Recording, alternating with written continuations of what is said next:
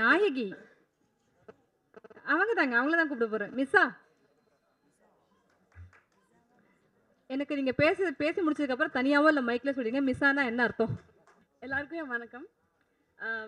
ஸ்டார்டிங்லேயே சொல்லிடுறேன், என் தமிழ் வந்து very very bad. So first of all சில பேர் நான் தேங்க்யூ சொல்லணும்னு விரும்புகிறேன். ஆனந்த் அண்ட் சரவணன் அண்ணா அண்ட் கற்பையா அண்ணா அண்ட் மோஸ்ட் இம்பார்ட்டண்ட் துஷ்யந்த் அண்ணா. பிகாஸ் நான் வந்து ஒரு தமிழ் பொண்ணு கிடையாது. ஸோ அது மீதும் இந்த தமிழ் பேசுறதுக்கு ரொம்ப ரொம்ப கஷ்டமான ஒரு விஷயம். துஷ்யந்த் அண்ணானால மட்டும்தான் அது முடிஞ்சது. So he good only teach me that dialogue and ஈஸியாக நான் டெலிவர் பண்ண காரணம் துஷ்யந்த் அண்ணா மட்டும்தான். And I would like to thank everyone who's come here, my parents and Anand கிட்ட most important because my first movie which I'm doing as a lead. இதுக்கு முன்னாடி நிறைய கேரக்டர்ஸாக பண்ணியிருக்கேன். ஆனால் ஃபர்ஸ்ட் படம் கதாநாயகியாக பண்ணுறேன். ஸோ ஆனந்த்க்கு இந்த வாய்ப்பு கொடுக்கறதுக்கு ரொம்ப தேங்க்யூ நான் சொல்ல விரும்புகிறேன். And my co actor Sashi who's made me so comfortable because shooting ஸ்பாட்டில் கூட சிரிச்சிட்டே இருப்போம் அண்ட் ஜாலியாக இருப்போம். He never make me feel uncomfortable though he is such a big and experienced actor. He always made me feel very comfortable. So these are few people whom I want to thank and I hope, fingers crossed, உங்களுக்கெல்லாம் அந்த படம் and songs பிடிக்கணும்னு நம்புகிறேன். அவ்வளோ hard work போட்டிருக்கோம். Specially நான் போட்டிருக்கேன் because இந்த லாங்குவேஜ் தெரியாதனால. So hoping for the best. Thank you everyone. அடுத்ததான் இந்த படத்தோட கதாநாயகன் திரு சசிகுமார் சுப்பிரமோனி அவர்களை ஒரு சில வார்த்தைகள் பேச அழைக்கிறேன். அதையும் சார் அவ்வளோ டென்ஷனாக வர்றீங்க? நீங்க நல்ல நடிகர், நல்ல பேச்சாளர்னு நினைக்கிறேன். இங்கே வந்திருக்கும் என் சினிமா குடும்பத்தினருக்கும் பத்திரிகை நண்பர்களுக்கும் என்னுடைய நண்பர்களுக்கும் மற்ற அன்பர்களுக்கும் என் இனிய வணக்கம். நீங்கள் கேட்டது உண்மை தான். ஏன் பேசுகிறதுக்கு ஏன் டென்ஷனாக கரெக்டு தான். சினிமாவில் சொல்ல டைலாக் தான், கொஞ்சம் உதறல் தான். எனிவே, எத்தனை பேருக்கு தெரியும்னு தெரியாது, நான் கோவை மாநகரத்தில் பிறந்து வளர்ந்தவன். ஆனால் எனக்கு மிகவும் பிடித்த தமிழ் ஈழத்தமிழ். எஸ், எனக்கு இன்னைக்கு ஞாபகம் இருக்குது. 3:30 மணிக்கு நீங்கள் கேட்டுக்கொண்டிருப்பது இலங்கை ஒளிபரப்பூட்டு ஸ்தாபனத்தின் ஆசிய சேவை. அதில் நிறைய பாடல் கேட்டிருக்கேன். அப்துல் ஹமீத் சார் பேசியிருக்கிறார். அது மட்டும் இல்லைங்க, என்னை சினிமாவில் ட்ரெயின் பண்ணி நாயகனாக அறிமுகப்படுத்தி வரும் ஒரு ஈழத்தமிழர் தான், மட்டக்களப்பில் இருந்து வந்தவர் தான் திரு பாலு மகேந்திரா சார் அவர்கள். ஸோ அதனால் எனக்கு மிகவும் பிடித்த தமிழ் ஈழத்தமிழ். எஸ், இதில் இந்த படத்தோட கதையை பற்றி டைரக்டர் நிறைய சொல்கிறார். என்னுடைய கேரக்டர் பற்றி ஒரு 2 நிமிஷம் பேசுகிறேன். இந்த ஈழத்தமிழர்கள் எல்லாம் இருந்த போருக்கு அப்புறம் புலம்பெயர்ந்து வெளிநாட்டுக்கு போகும்போது என்னுடைய கேரக்டர் மட்டும் போக மாட்டேன், இது என்னுடைய மண் அப்படின்னு சொல்லி இருக்கிற ஒரு கேரக்டர். இதுக்கு என்னுடைய கேர்ள் ஃப்ரெண்ட் திரும்ப வந்து என்னை கூட்டிகிட்டு போகிறதுக்கு வருவாங்க. நான் போனேனா இல்லைன்றதான் என்னுடைய கேரக்டர். இதில் சாங்ஸ் மிக அருமையாக அருணகிரி பண்ணியிருக்கிறாரு. இந்த படத்தில் சில ஆளுகளுக்கு நான் நன்றி தெரிவிக்கணும். முதல் நன்றி சரவணன் ஏலியாஸ் தன்வீர் சார் அவர்களுக்கு நான் மிகவும் நன்றி பட்டிருக்கேன். ஏன்னா அவர் தான் என்னை ஃபஸ்ட் டைரக்டர் ஆனந்த் அவர்கிட்ட எனக்கு அறிமுகப்படுத்தி விட்டார். And special thanks to Anand sir இந்த வாய்ப்பை எனக்கு கொடுத்ததுக்கு.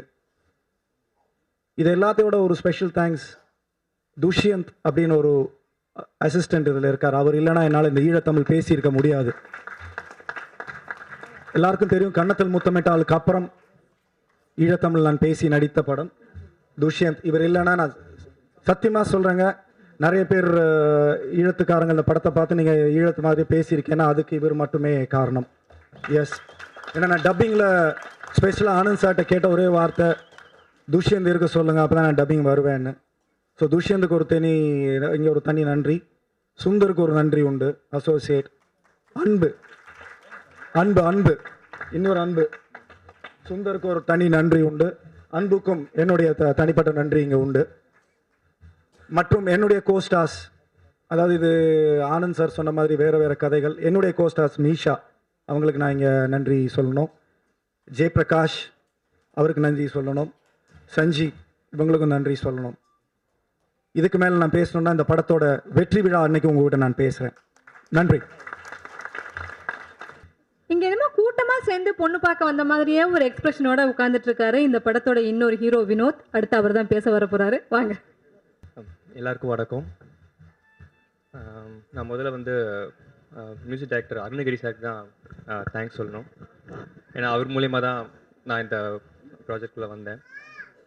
ஸோ ஃபர்ஸ்ட் டைம் வந்து ஆனந்த் சாரை மீட் பண்ணி அவர் வந்து ஸ்டோரியை சொன்னப்போ இந்த மாதிரி இலங்கையிலேயே நடக்கிற ஒரு கதை, இலங்கை தமிழ் பேசணும், அதில் தான் படம் ஃபுல்லாக அப்படி தான் இருக்கும் அப்படிலாம் சொன்னப்போ எனக்கு ரொம்ப ரொம்ப ஆசையாக இருந்தது இந்த படம் கண்டிப்பாக பண்ணணுன்னு சொல்லிட்டு. ஸோ அப்படி தான் இந்த படம் ஸ்டார்ட் ஆச்சு.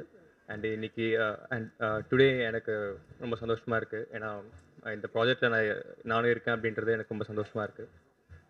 So thanks to Anand sir எனக்கு இந்த படத்தில் சான்ஸ் கொடுத்ததுக்கு. அண்ட் கண்டிப்பாக நிறைய தேங்க்ஸ் சொல்லணும். அந்த ஏடி டீம், அசிஸ்டன்ட் ஆக்டர்ஸ் டீமுக்கு எல்லாருக்கும் ரொம்ப தேங்க்ஸ் சொல்லணும்.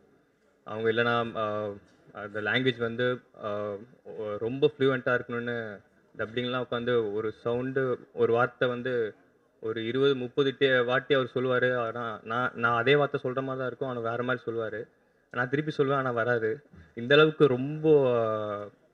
ரொம்ப மைன்யூட்டாக பார்த்து ரொம்ப ஹெல்ப் பண்ணாங்க ஏடி டீம் எல்லோரும். அவங்க எல்லாருக்கும் ரொம்ப தேங்க்ஸ். அண்டு இந்த படத்தில் சொன்ன மாதிரி ஒரு 3 ஸ்டோரிஸ் இருக்கும், 3 பேரலல் ஸ்டோரிஸ். அதில் என்னோடய ஸ்டோரின்னு பார்க்க போனால் ஒரு லவ் ஸ்டோரி. தட் இஸ் அங்கே இலங்கையில் வந்து அந்த வார் நடக்கிற டைமில் நடக்கிற ஒரு லவ் ஸ்டோரி. ஸோ இந்த ஸ்டோரியில் வேறு கேஸ்டிங் பார்த்தீங்கன்னா லீமான்னு சொல்லிட்டு அவங்க ஹீரோயினாக பண்ணியிருக்காங்க. அப்புறம் அந்த லவ் ஸ்டோரிக்கு வந்து ஒரு பெரிய டார்ச்சராக வர்றது வந்து ரக்ஷனான்னு சொல்லிட்டு அவங்க தான் அவங்க ஒரு ரோல் பண்ணியிருக்காங்க. அண்டு ஸோ இதுதான் என்னோடய பார்ட் வந்து இந்த படத்தில் இதுதான். அண்டு இந்த படத்தில் நான் இருக்கேன்றதுக்கு எனக்கு ரொம்ப சந்தோஷமாக இருக்குது இன்னைக்கு. ஸோ உங்கள் எல்லாருக்கும் thanks. Friends, family, present media people and chief guest எல்லாருக்கும் வந்து இங்கே விஷ் பண்ணியிருக்கீங்க. உங்கள் எல்லாருக்கும் ரொம்ப தேங்க்ஸ். தேங்க்யூ.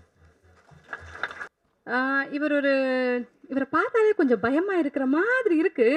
ஆனால் நல்ல நடிகர், நல்ல ஜாலியாக பேசக்கூடியவர். தாடிக்குள்ளே கொஞ்சோண்டு முகம் தெரியுது. நல்ல ஓவியம் கூட. நடிகர், ஓவியர் திரு வீர சந்தானம் அவர்களை ஒரு சில வார்த்தைகள் பேச அழைக்கிறேன். துன்பம் நேர்கையில் யாழெடுத்து நீ இன்பம் சேர்க்க வந்த ஆனந்த் ஐயாவுக்கு என்னுடைய வணக்கமும் நன்றியும். இது சினிமாங்கிற தொட்டு என்னால் கொஞ்சம் கூச்சமாக பேச முடியுது. தெருவுன்னா கொஞ்சம் வேகம் அதிகமாக இருக்கும். நான் ஒரு ஓவியந்தான், தெருவில் நின்று போராடுறவன் தான். 35 ஆண்டு காலமாக ஈழ மக்களுக்காக தெருவில் நின்று போராடிக்கிட்டு வர ஒரு ஓவியன் வீர சந்தானம்.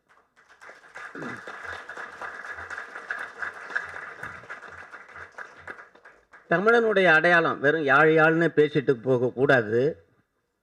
ஏன்னா என்னமோ யாழ் என்ற கருவியை மட்டும்தான் படத்தில் காட்ட போகிறாங்கன்னு நினச்சிட போகிறீங்க. யாழ்ங்கிறது நம்முடைய தொன்மை கருவி, தோல் கருவி, நரம்பு கருவி. அது தமிழனுக்கே உரியது. அதன் பிறகு தான் கருவிகளே வர தொடங்குச்சின்னு கூட சொல்லலாம். அப்புறம் மூங்கில். சரி, கருவிகள்லாம் ஒரு பக்கம் இருக்கட்டும். படம் என்பது அவர் சொல்லியது போல மிகவும் ஆய்வு பண்ணி எடுத்திருக்கிறார். காதல் என்பது நம்ம தினம் பார்க்குறோம். நம்ம காதல் இங்கே நிறைய நான் படம் பார்க்கறது இல்லை. பார்த்த படங்களில் காதல் எப்படி இருக்குன்னு எனக்கு தெரியும். அதுக்கு மாறுபட்ட ஒன்று வலியின் ஊடாக அந்த துன்பத்தின் இடையே அந்த காதலை கொண்டு போயிருக்கிற பகுதி இருக்கு பாருங்க. வெறும் துன்பமாக காட்டல, அது அழகியலாகவே அதில் இருக்கு. நீங்கள் அதை பார்க்கணும், படத்தை பார்க்கணும். படத்தில் ஒவ்வொரு பகுதியும் அவர் செதுக்கி தான் செஞ்சுருக்கிறாரு. அது அந்த யாழ்ப்பாணம் சம்பந்தமான ஒரு கதை, ஈழத்து கதைங்கிறதுனால அவர் என்ன நினச்சிருக்கலாம், நானும் நடிச்சிருக்கலாம். என் பகுதியை பார்த்தேன், நல்லா தான் இருக்குது, நானே தான் சொல்லிக்கணும். ஏன்னா இந்த யாழினுடைய தத்துவத்தை மட்டும் நான் விளக்குறேன். அதுதான் என்னுடைய பகுதி.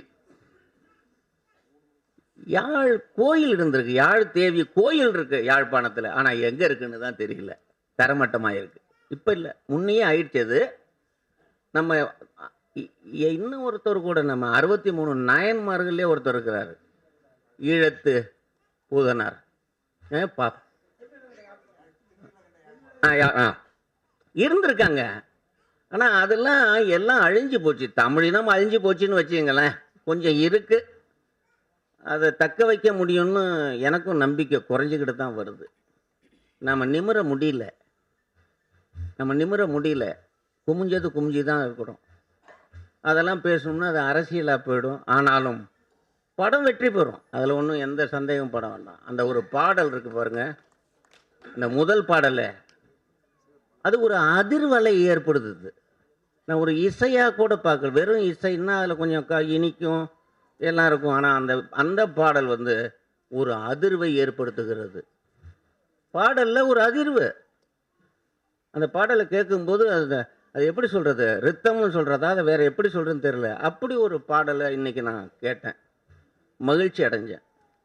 ஒரு சின்ன வரலாறை அந்த கீரைகளின் மூலமாக அங்கே காட்டியிருக்காங்க, ஓவியத்தின் மூலமாக பல செய்திகளை சொல்லுது. யாழில் எத்தனை மாதிரி யாழ் இருக்கிறது, எத்தனை வடிவங்கள் இருக்குங்கிறதெல்லாம் சொல்லுது.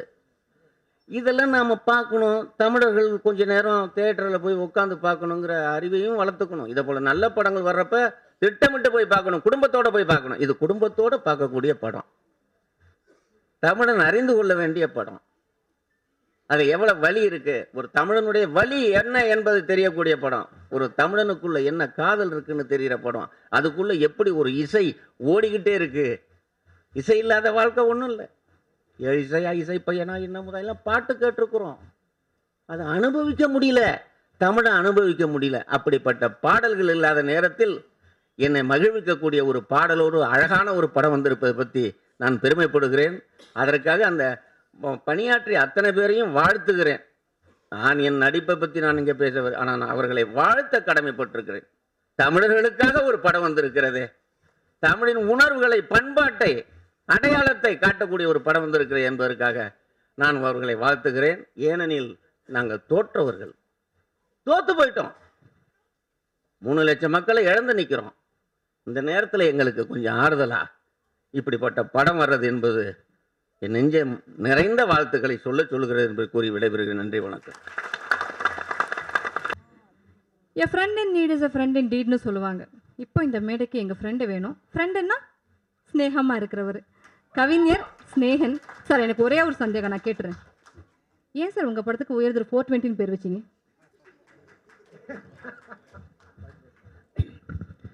எல்லாருக்கும் வணக்கம். இந்த விழாவுக்கு எனக்கு 11 மணிக்கு தான் என்னை கூப்பிட்டாங்க. இப்படி ஒரு விழா நடக்கிறது எனக்கு தெரியாது. இந்த மேடைக்கு வர வரைக்கும் இங்கே யார் யார் வராங்க, யார் யார் தொழில்நுட்ப கலைஞர்கள் கூட தெரியாது. யார் விழான்னு கேட்கும் பொழுது யாழ்ப்பாணத்தை பற்றி, யாழ்ப்பாண கலைஞர்கள் கலந்துக்கிறாங்கன்னு சொன்னாங்க. கண்டிப்பாக நான் வரேன்னு சொன்னேன். காரணம், யாழ்ப்பாணத்துக்கு தான் நம்மளால் சண்டை போட முடியல, எங்கேயாவது போய் பேசலாமே அப்படின்னு வந்தோம். உண்மையிலேயே அந்த விழாவுக்கு என்னை அழைத்தமைக்காக நான் முதல்ல நன்றி சொல்கிறேன். எனக்கு முன்பு பேசின திரைக்கலைஞர்கள் அனைவருக்கும், எனக்கு பின்பு பேச போகிற திரைக்கலைஞர்கள் அனைவருக்கும் என்னுடைய முதற்க நன்றியும் வாழ்த்துக்களையும் தெரிவித்துக் கொள்கிறேன். இந்த படத்துடைய முதல் பாடல் பார்த்தோம், ரொம்ப ஆச்சரியமாக இருந்துச்சு. ஏன்னு கேட்டிங்கன்னா, நிறைய கவர்ச்சிகளை காட்டி, நிறைய வண்ணங்களை காட்டி, நிறைய சூழ்நிலைகள் அல்லது அந்த இடங்கள், அழகான இடங்களை காமிச்சு கூட இன்றைக்கி ஒரு பாட்டை முழுமையாக கேட்க வைக்கிற அளவுக்கு தமிழ் சினிமா இன்றைக்கு தரம் குறைந்து கொண்டிருக்கிற இந்த காலகட்டத்தில் வெறும் ஓவியங்களை மட்டும் வைத்துக்கொண்டு ஒவ்வொரு உணர்வையும் தட்டி எழுப்பியிருக்கிறார்கள். அந்த முதல் பாடலுக்கு வெற்றி. ஏன்னா மிரண்டு போனேன். அதே மாதிரி இங்கே வந்து பேசும்பொழுது அந்த கவிஞர்கள் பெருமக்கள் 3 பேர், அவங்க எனக்கு இதுக்கு முன்பு நெருங்கிய பழக்கம் இல்லை. ஆனால் உண்மையிலேயே நாங்கள் இலக்கியங்கள்லேருந்து வார்த்தை எடுத்தோம். பாரம்பரியத்தை சொல்வதற்காக, தமிழர்களின் பாரம்பரியம், தமிழின் பாரம்பரியத்தை சொல்வதற்காக எடுத்தோம் அப்படிங்கிற நினைக்கும் பொழுது ஆச்சரியமாக இருந்துச்சு. நீங்கள் 3 பேரும் நன்றி சொல்ல வேண்டியது இந்த படத்துடைய இயக்குனருக்கு தான். காரணம், முத இலக்கியமாக எழுதி கொண்டு ஒவ்வொரு கம்பெனியாக பாட்டு எழுத போகும் பொழுது நானும் இப்படித்தான் ரொம்ப சங்க இலக்கியத்தெல்லாம் பாட்டு எழுதிக்கிட்டு போய் ஒவ்வொரு இயக்குனரையும் பார்க்கும்போது சொன்னாங்க, இதெல்லாம் நீங்கள் கவிதையாக போடலாமே, பாடலாக போட முடியாது அப்படின்னாங்க. இல்லையே அழகாக இருக்கே, இலக்கியத்தில் இவ்வளோ விஷயங்கள் நாங்கள் வச்சுருக்கோம் கேட்கும்போது அது வேண்டாம். அப்போ வந்து பழனி பாரதி அண்ணன் வந்து ரொம்ப பீக்கில் இருந்தார். என்கிட்ட கேட்ட கேள்வியை முதல் கேள்வியே சொன்னாங்க, நீங்கள் இப்போல்லாம் பழனி பாரதி மாதிரி பாட்டு எழுதுனாதாங்க உள்ளே வர முடியும் அப்படின்னாங்க. அது எழுதுறது தான் அவர் இருக்காருங்க, நான் எதுக்குங்க இருக்கணும் அப்படின்னு சொல்லிட்டு அன்னைக்கு கிழிச்சு போட்டுட்டு வெளில வந்தேன். அதுக்காக வேண்டி 2 வருஷம் அப்புறம் பாடல் இல்லாமல் அலைஞ்சேன். ஆனால் இன்றைக்கு உங்களுடைய முதல் படத்திலேயே இலக்கியங்களையும் வரலாறுகளையும் பண்பாடுகளையும் சொல்வதற்கு ஒரு அடையாளமாக உங்களுக்கு வாய்ப்பளித்தமைக்கு மீண்டும் இந்த படத்துடைய இயக்குனர் ஆனந்த் அவர்களுக்கு எங்களுடைய கவிஞர்கள் குழு சார்பாக நன்றிகளையும் வாழ்த்துக்களையும் தெரிவித்துக் கொள்கிறோம். அடுத்தது அவர் பேசும்போது ஒரு விஷயம் சொன்னார், தமிழர்களுடைய பெருமை, தமிழின் பெருமை. என்னன்னா எல்லாருக்குமே உணர்வு இருக்கு, எல்லாருக்குமே நிறைய பிரச்சனை. தமிழன்ட்ட ஒரே ஒரு பிரச்சனை, உணர்வுக்கும் உணர்ச்சிக்கும் வித்தியாசம் தெரியாது மட்டும்தான். ரெண்டையும் குழப்பிக்கிறான். பிரச்சனை அதுதான். எங்க உணர்வோட பேசணும், எங்க உணர்ச்சி வசப்படணும்னு தெரியாமலேயே குழப்பிக்கிட்டதோட விளைவுதான் இன்றைக்கு இவ்வளவு பெரிய பிளவு. எங்க கோபப்படணும், எங்க அரவணைக்கணும் தெரியல. பொதுவாக ஒரு ஆய்வு சொல்லுகிறது, ஒட்டுமொத்த தமிழனும் ஒன்றாக கைகோர்த்து நின்றால் இந்த பூமியை 1.25 முறை சுற்றி வலம் வந்து விடலாம் என்று சொல்கிறார். ஒருவன் மேல் ஒருவன் ஏறி நின்றால் நிலவுக்கு போகும் தூரத்தை 45% தூரத்தை அடைந்து விடலாம் என்று சொல்கிறது. அவ்வளவு பெரிய கூட்டம். ஒற்றுமை இல்லாததனால் அவர் சொல்லுவது மாதிரி ஒரு உணர்ச்சி மிக்க கூட்டம் இருந்தது, உணர்வு மிக்க கூட்டம் இருந்தது, ரோசத்தோடு கூட்டம் இருந்தது, வீரத்தோடு கூட்டம் இருந்தது, பண்பாட்டோடு ஒரு கூட்டம் இருந்தது. ஆனால் ஒற்றுமையின்மையினால் அழிந்து தொலைந்து போய்விட்டது என்ற ஒரு எண்ணம் வந்து விடும் என்ற பயம் வருகிறது. அதோடைய வெளிப்பாடு தான் இன்றைக்கு யாழ் பதிவு செய்திருக்கிறார்கள். தமிழை பற்றி நிறைய விஷயங்கள் பேசலாம். மொழியின் எல்லா பேருமே மொழி கற்றவர்கள் இதில் நிறைய வேலை செய்திருக்கிறார்கள். ஒரே ஒரு உதாரணம், முதல்ல வந்து நூல் வடிவமாக வந்தது கந்த புராணம் என்று சொல்லப்படுகிறது. அந்த கந்த புராணத்தில் ஒரே ஒரு உதாரணம் தான். மனித இனம் தோன்றிய பிறகு கூட்டமாக எப்பெல்லாம் கணவன் மனைவியாக வாழாமல் தனித்தனியாக வாழ்ந்த போது இப்படியே வந்தால் நாளைக்கு நாகரிகமும் பண்பாடும் வளராது, ஒரு கூட்டு குடும்பம் வராது என்பதற்காக முதல் ஒரு ஆணையும் முதல் ஒரு பெண்ணையும் முதலாக குடும்பமாக இணைக்கலாம். அதுக்கு எந்த ஆணை இணைக்கலாம், எந்த பெண்ணை இணைக்கலாம் என்று நினைக்கும் பொழுது பார்வதியையும் பரமசிவனையும் முதல் ஜோடியாக இணைக்கலாம் என்று திட்டமிட்டார்களாம். இது கந்த புராணத்தில் இருக்கு. கந்த புராணத்தை படித்தவங்க எல்லாத்துக்குமே தெரியும். அது அப்படி திட்டமிடும் பொழுது தேவர்களும் அரக்கர்களும் ஒரே சேர ஒரு இடத்துல குமிழ்றாங்க. பூமி ஒரு புறம் மெல்ல சாய்கிறதாம். இமயமலை அடிவாரத்தில் அவர்கள் கூடும் பொழுது அந்த பூமி ஒரு புறம் மெல்ல சாயும் பொழுது தேவர்கள் அச்சத்தால் ஐயோகோ ஈசா, இந்த பூமி ஒரு புறம் மெல்ல சாய்கிறதே, என்ன செய்வதென்று பதறும் பொழுது உடனே குருமுனியை கூப்பிடுங்கள் அப்படின்னா ஈஸ்வரன். குருமுனி என்பது அகத்திய முனி, எல்லோருக்கும் தெரியும். அவருடைய செல்ல பெயர் குழுமுனி. அவன் தெற்கு திசை நோக்கி போக சொல்லுங்கள், இந்த பூமி சமன் செய்துவிடும் என்று சொல்லியிருக்கிறான். உடனே குருமுனியை கூப்பிட்டு போங்கன்னு சொல்லும் பொழுது அவன் போவதற்கு முன்பு கொஞ்சம் தயங்குகிறான். அகத்திய முனி என்பது எல்லா மொழிகளிலும் எல்லா இலக்கியங்களிலும் எல்லா பண்பாடுகளிலும் மிகப்பெரிய வல்லமை பெற்றவன், புலமை பெற்றவன். போக சொல்லும் போது யோசிக்கும் பொழுது உடனே ஈசன் சொன்னானா, என்ன குருமுனி யோசிக்கிறாய், இந்த காட்சியை நீ பார்க்க முடியாமல் போயிடுவேன் என்று வருத்தப்படுகிறாயா என்று கேட்கும் பொழுது அது அல்ல, தெற்கே ஒரு இனம் இருக்கிறது, அந்த இனம் மிக அழகாக, மிக இனிமையாக, மிக தொன்மையாக, மிக ரசனையான ஒரு மொழி பேசுகிறார்கள். அந்த மொழியை போனதுமே கற்றுக்கொள்கிற வரத்தை தாங்கள் வழங்குவது என்றால் நான் தெற்கு நோக்கி செல்கிறேன் என்றானாம். குருமுனியே ஆச்சரியப்படுகிற அளவுக்கு அப்படி என்ன மொழி என்று கேட்டபோது சொன்னானாம், தமிழ் என்ற ஒரு அழகான மொழி பேசிக் கொண்டிருக்கிறார்கள். ஆணும் பெண்ணும் கூட்டமாக சேர்ந்து வாழ்வதற்கு முன்பே இனிமையோடு இருந்த மொழி, வீரத்தோடு வாழ்ந்த இனம் இன்றைக்கு ஒற்றுமையின்மை என்ற ஒரே காரணத்தினாக சிதைக்கப்பட்டு கிடக்கிறது என்பது வருத்தத்துக்குரிய விஷயம்தான். ஆனால் எல்லா தமிழனையும் தனித்தனியாக பார்க்கும் பொழுது உண்மையிலேயே ரோசத்தோடும் வீரத்தோடும் மானத்தோடும் தான் வாழ்ந்து கொண்டிருக்கிறான். கூட்டமாக சேருவதற்குத்தான் ஒரு களம் இல்லை என்றிருக்கிறது. எனவே இந்த மேடையில் இன்னும் ஒரு விஷயத்தை நான் பதிவு பண்ண ஆசைப்படுகிறேன். தயவு செய்து இன்றிலிருந்து ஈழத் தமிழர்கள் என்று நீங்கள் அழைக்க வேண்டாம், யாழ்த்தாப்பான தமிழர் என்று அழைக்க வேண்டாம். ரெண்டே விஷயம்தான். ஈழத்திலிருந்து நாம் அழைக்கப்படுகிற உறவுகள் எல்லாம் அவன் உலகத் தமிழனாகவே அறிவிக்கப்பட வேண்டும். அவன்தான் உலகம் முழுக்க பரவி கிடக்கிறான். இந்தியாவில் உள்ளவன் உள்ளூர் தமிழன் என்றும் அவன் உலகத் தமிழன் என்றும் நம் உறவுகளை நாம் பேர்ப்போம். ஈழம் ஈழம் ஈழம் என்று சொல்லியே எங்கேயோ ஒரு ஓரத்தில் தள்ளி வைத்து விட்டுக்கிறோம். எனவே தான் சொல்கிறேன், இந்த உலகத் தமிழனுடைய ஏக்கங்களும் எதிர்பார்ப்புகளும் நிறைய கிடக்கிறது. அது உள்ளூர் தமிழன் கைகோர்க்கும்போது மட்டுமே மேலோங்கி வெற்றி காணும் என்பதை கூறி இந்த படம் வெற்றி பெற வேண்டும். இந்த படத்தில் இடம்பெற்ற அத்தனை கலைஞர்களும் மிகப்பெரிய வளர்ச்சி அடைய வேண்டும் என்று எல்லாம் வல்ல இறைவனை வேண்டிக் கொண்டு, வழக்கமாக பத்திரிகை நண்பர்களுக்கு நான் சொல்லுவேன், எல்லோரையும் இந்த பூமியில் போய் வாழுங்கன்னு சொன்னாங்க, பத்திரிகை நண்பர்களை மட்டும்தான் நீங்கள் போய் வாழ வைங்கன்னு சொன்னாங்க. இந்த படத்தை வாழ வைங்க. நன்றி, வணக்கம்.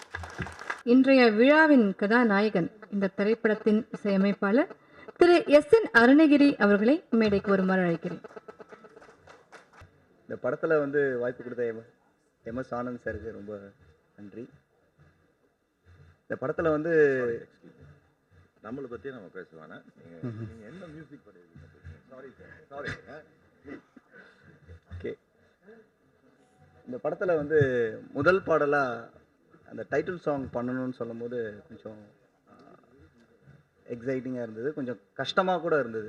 ஏன்னா யாழ்ப்பாணத்தில் வந்து இருந்த யாழ்ப்பாணர்களையும் அந்த யாழ் கருவியை பற்றியும் நம்ம வந்து ஒரு சாங்காக பண்ணணும்னு சொல்லி சார் சொன்னார். ஒரு சாங் பண்ணும்போது உண்டான விஷயங்கள் என்ன, முதல்ல டியூன் பண்ணிவிட்டு அதுக்கப்புறம் லிரிக் எழுதுவோம், இல்லை லிரிக் எழுதிட்டு அதுக்கப்புறம் வந்து டியூன் பண்ணுவோம். ரெண்டு விஷயங்கள் தான் ரெண்டுமே நடக்கும். பட் ஆனால் இந்த பாட்டில் பண்ண விஷயங்கள் என்னென்னா,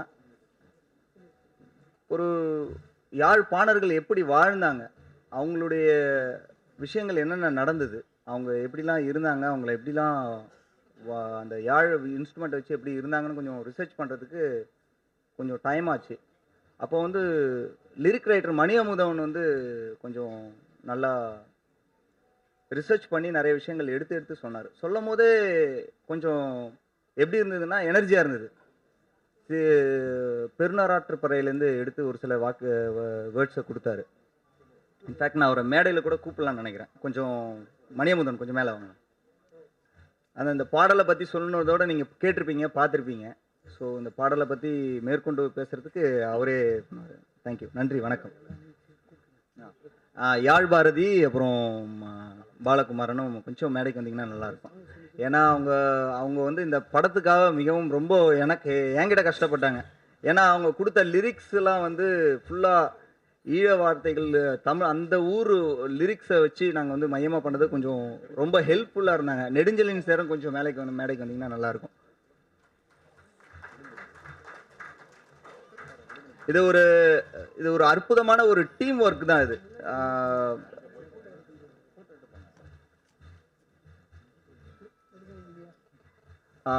இந்த படத்தில் வந்து யாழை பற்றி பேசணும், யாழை பற்றி நம்ம வந்து தெரிஞ்சுக்கணும்னா, அது அதனுடைய விஷயங்களை பற்றி தெரியணும்னா மணியமுதனை கொஞ்சம் பேச சொல்கிறேன்.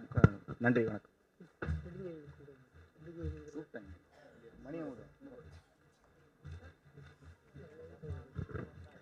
வாழ்த்து வந்த அனைவருக்கும் வணக்கம். நல்லா மாட்டி விட்டார். முதல்ல இந்த பாடல்கள் வந்து யாழ்ப்பாணர்களை பற்றி எழுதலை, யாழோட வர்ணனைகள் தான் எழுதியிருக்கு இந்த பாட்டில். முதல்ல தமிழர்கள் கண்டுபிடிச்ச முதல் நரம்பிசை கருவி யாழ். சொல்லப்போனால் உலகத்திலேயே முதல் நரம்பிசை கருவின்னு கூட சொல்லலாம். ஆனால் அதை இப்போ ரீசெண்டாக அந்த செம்மொழி மாநாட்டில் தான் கண்காட்சிக்கு வச்சாங்க. அது கூடிய சீக்கிரத்தில் தமிழர்களை கூட அப்படி பார்ப்போம்னு நினைக்கிறேன். கண்காட்சியில் ஒரு எலும்பு கூட வச்சு இப்படி ஒரு இனம் இருந்துச்சு அப்படின்னு சொல்லுவாங்கன்னு நினைக்கிறேன். ஸோ தமிழோட பெருமையும் தமிழர்களோட பெருமையும் தமிழர்களுக்கே தெரியல. அதுதான் வருத்தமாக இருக்குது. சரி, இந்த யாழ் பற்றி சொல்கிறதுக்கு நடுக்கமாக இருக்குது எனக்கு. முதல் மேடை தமிழோட சிறப்பு மட்டும் நான் ஒன்று சொல்லிவிட்டு என்னோடய உரையை முடிச்சுக்கிறேன். நீங்கள் தமிழில் வந்து உயிரெழுத்துக்கள் 12 இருக்குது. நீங்கள் ஓசை எந்த ஓசை வேணாலும் எழுப்பி பாருங்கள், அந்த 12 எழுத்துக்குள்ளே மட்டும்தான் அடங்கும் அந்த ஓசை. இன்னொன்று, நீங்கள் ஏதாவது ஒரு வார்த்தையை சொல்கிறீங்க அப்படின்னா, இப்போ ஆனந்த் சார் தான் வாய்ப்பு கொடுத்தாரு சார், அவரே சொல்லுவோமே. ஆனந்த் அப்படின்னா ஆ, நா, இன், இத், ஆனந்த். அந்த என்ன சொல்ல வருதோ அதை மட்டும்தான் சொல்லுவோம் அந்த ஓசை. நீங்கள் வேறு மொழியில் இப்போ ஆனந்துக்கு ஏஎன் ஏடிஹெச் சொல்லி பாருங்களேன், வராது அதே ஓசை. ஸோ அந்த ஒரு ஓசைக்கு கூட அவ்வளோ உழைப்பு இருக்குது தமிழன்ட்ட. ஸோ அதான் அவங்களோட சிறப்பு. அவங்கள பற்றி நிறையா இருக்குது. ஆனால் அதான் சொன்னேனே, தமிழர்களுக்கே தெரியலன்னு. நான் கூட தமிழன் தானே, தெரியல நிறையா. இப்போ தான் தேடிட்டுருக்கேன். ஸோ நிறையா இருக்குது. அதை தெரிஞ்ச ஆய்வாளர்களும் ஆராய்ச்சியாளர்களும் எங்களை மாதிரி இளைஞர்களுக்கு தெரியப்படுத்துங்க. நாங்கள் தமிழை உலக உயரத்துக்கு கொண்டு போவோம். சரியா? ஆர்வமாக இருக்கும். எங்களுக்கு தெரியல, தெரிஞ்சதை பண்ணியிருக்கோம். ஸோ இப்போ ஸ்நேகன் சார்லாம் இருக்கார், இன்னும் தமிழோட சிறப்பை பற்றி இன்னும் அவருக்கு தெரியும்னு நினைக்கிறேன், சொல்லுவார். நன்றி. நன்றி சார். இன்னொரு முக்கியமான ஒரு விஷயம் இதில் சொல்ல மறந்துட்டேன், மன்னிக்கணும். அந்த படத்தில் வந்து அந்த பாட்டை பாடினது குழப்புவலி என்ன தவிடுபடுவத்தல், அதெல்லாம் பாடினது இவர் தான். ஒரு மிகப்பெரிய சூப்பர் ஹிட் படத்தில் சூப்பர் ஹிட் சாங்ஸ் கொடுத்த ஒரு மியூசிக் டைரக்டர் தான் இப்போ இங்கே வந்து பேச போகிறாரு. இதற்குத்தானே ஆசைப்பட்டாய் பாலகுமாரா, எல்லா பாட்டுமே ஹிட்டு. இன்ஃபேக்ட் என் வீட்டில் குழந்தைங்க வந்து அந்த பாட்டு டிவியில் போட்டால் எனக்கு ஊட்டுறது ரொம்ப ஈஸியாக இருக்குது. ஸோ இந்த படத்தின் இசையமைப்பாளர் சித்தார்த் அவர்களை ஒரு சில வார்த்தைகள் பேச வருமாறு அழைக்கிறேன்.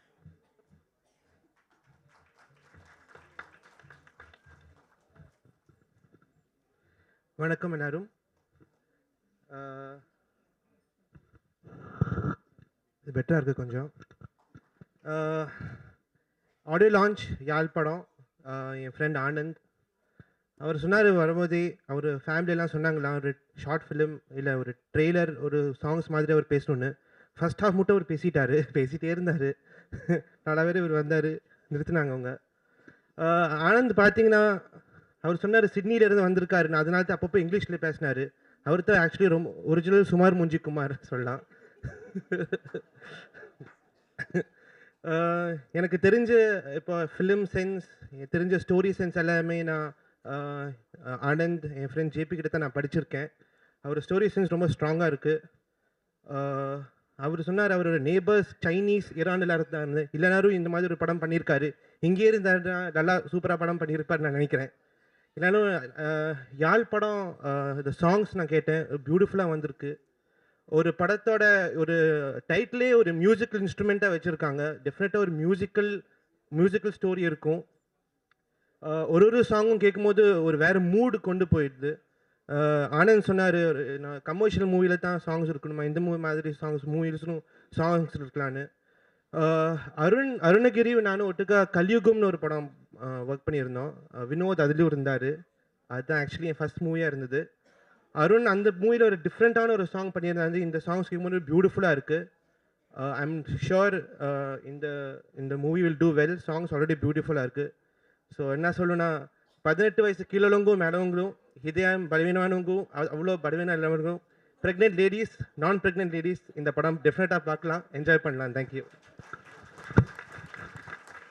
இங்கே வந்திருக்கிற இவரை பற்றி சொல்லணும்னா இவர் ஒரு ரிப்போர்ட்டர், ஆனால் மிக சிறப்பாக தமிழில் பேசக்கூடியவர் அப்படின்னு சொன்னாங்க இவர். ஸோ திரு டிஎஸ்எஸ் மணி அவர்களை ஒரு சில வார்த்தைகள் பேச வருமாறு அழைக்கிறேன். யாழ் படத்தினுடைய இயக்குனர் ஆனந்த் நண்பர். ஆனந்த் ஒரு 4 ஆண்டுகளாகவே யாழ் என்ற இசைக்கருவியை மையமாக வச்சு இப்படி படம் எடுக்கணுங்கிறத பற்றி அதிகமாகவே பேசிகிட்டு இருப்பார். உள்ளபடியே ஆனந்தை பற்றி சில செய்திகள் நான் சொல்லணும் அப்படின்னு நினச்சிக்கிட்டு தான் அழைத்த உடனே நினச்சேன். அதை பூரா அவரே சொல்லிட்டார். இதுதான் இங்கிருந்து ஆஸ்திரேலியா சென்றது, ஆஸ்திரேலியாவில் இருந்து அதற்கு பிறகு அங்கேயே சிட்னியில் மேலை நாட்டு திரைப்பட பயிற்சியில் பெற்று வந்தது. இந்த மேலை நாட்டு படங்கள்லாம் உள்ள ஊடாடல் பற்றியே அதிகமாக பரிமாறிட்டு இருப்பார். அவருக்கு இப்படிப்பட்ட இங்கு மீண்டும் இந்த வேர்களை தேடி, ஈழத்தமிழர்களுடைய வேர்களை தேடி செல்லக்கூடிய ஒரு அணுகுமுறை என்பதாகத்தான் இது பார்க்கப்படணும். இன்னமும் சொல்ல போனால் ஈழத்தமிழனுடைய தமிழ் இனத்தினுடைய அந்த பாரம்பரியம், அந்த பண்பாடு, கலை, இலக்கியம் என்பதனுடைய ஒரு தொடக்கமாக இருக்கக்கூடிய அந்த இசைக்கருவி யாழ். இன்னைக்கு சொல்றாங்களே அது மருவி பல்வேறு கருவிகள் வந்தது. அந்த இசைக்கருவியை மையமாக கொண்டு அதை வைத்து அங்கு காதலை புனைந்ததை அவர் சொல்லும் பொழுது அவர் மொழியில சொல்றாரு, தமிழன் என்றாலே வீரமும் காதலும் இணைந்து வருவதுதான் என்று வரலாற்றை பதிவு செய்தவன் என்பதனால் இதை நாம் அப்படித்தான் தமிழனுடைய மறுபதிவு என்பதாக பார்க்க வேணும். அதில் எனக்கு வருத்தம் என்னன்னு சொன்னால், நம்ம நண்பர் தோழர் சந்தானம் இப்பொழுது நடந்த ஒரு நிகழ்வினுடைய வெளிப்பாடாக கொஞ்சம் அவநம்பிக்கை கலந்து பேசிட்டாரு. அவருக்கும் சேர்த்து நான் சொல்ல விரும்புவது 9 ஆண்டுகள் ஈழத்தமிழர் விடுதலை பகுதியில் ஆண்டு காண்பித்தார்கள் தமிழீழ தேசிய தலைவர் தலைமையில். அது மீட்டெடுக்கப்படும் என்பதுதான் வரலாறு. மீட்டு எடுப்பதற்காக யாழ் கருவி இங்கே கொண்டு வரப்பட்டிருக்கிறது என்று ஒரு வரலாற்று தொடக்கமாக இதை எண்ணி பார்க்கலாம். எல்லா வகையிலும் உலக அரங்கில் இதுவரை எந்த ஒரு தேசிய இனத்தினுடைய விடுதலையிலும் இல்லாத அளவுக்கு தரைப்படை மட்டுமல்ல வான்படையும் கடற்படையும் கட்டியவன் தான் தமிழன் என்ற வரலாறு இருக்கும் பொழுது அந்த காதல் என்பதோ அல்லது இசை என்பதோ இசை கருவியினுடைய பாரம்பரியம் என்பதோ அதை ஆய்வு செய்து எடுத்திருப்பது என்பது இந்த முதல் பாட்டிலேயே நீங்கள் பார்த்தீங்கன்னா எழுத்து போடும்போது உள்ள பாட்டு உள்ளபடியே உலுக்கிருச்சு. கேட்டார் ஆனந்த் வந்து எப்படின்னு உள்ளபடியே அது நம சிவாய சிவாய நம வரும்பொழுது எனக்கு வந்து ஆன்மீகத்துக்கு சம்மந்தம் இல்லாதவன் ஆனாலும் கூட எனக்கு வந்து ஒரு முறை ஆரம் வீரப்பன் வந்து மதுரையில் பேசியது தான் நினைவுக்கு வந்துச்சு.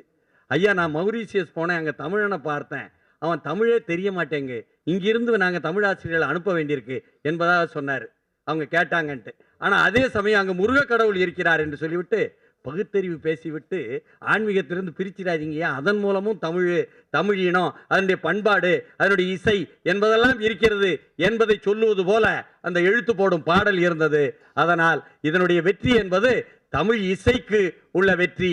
ஏன்னு கேட்டா எங்க நண்பர் முகமது மதுரையில் இருந்துக்கிட்டு தமிழ் இசை என்பது 5 திணைகளை சார்ந்ததுதான். வட இந்திய மொழி ஆக்கிரமித்து கொண்டிருக்கலாம், ஆனாலும் அது 5 திணைகளை சார்ந்ததுதான் என்று ஆய்வு புத்தகமே எழுதியிருக்கிறாரு. அந்த இசையினுடைய முதல் கருவியான யாழ் என்பது இங்கே வெளிப்படுகிறது என்றால் அதன் மூலம் தமிழன் வெளிப்படுகிறான் என்று பெருமையாக நாம் சொல்லிக்கொண்டு விடைபெறுகிறோம்.